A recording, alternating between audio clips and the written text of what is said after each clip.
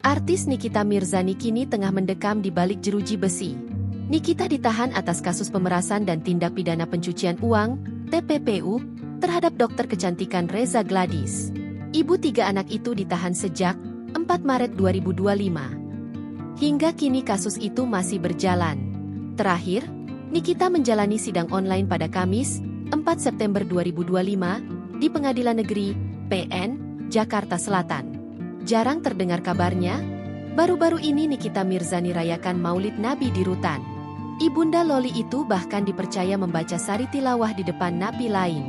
Momen itu terekam di akun Instagram Nikita Mirzani Mawardi 172 dilansir pada Rabu, 10 September 2025. Di unggahan itu, Nikita tampil sangat berbeda. Ia tampak mengenakan gamis panjang abu-abu.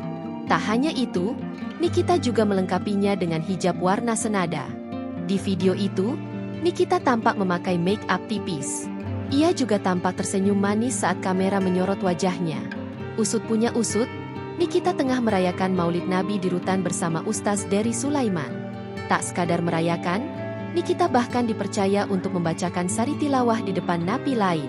Sari tilawah sendiri adalah seni membaca terjemahan Al-Quran dengan intonasi dan bunyi yang baik, yang berfungsi untuk menyampaikan pesan dan makna ayat suci agar lebih mudah dipahami dan dihayati oleh pendengar.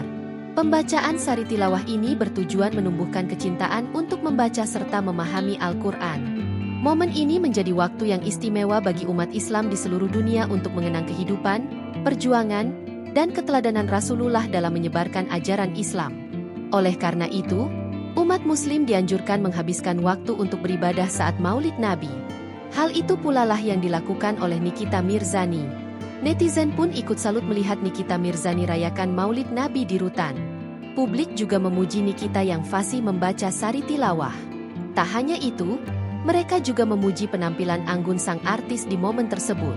Download Tribun X sekarang, menghadirkan lokal menjadi Indonesia.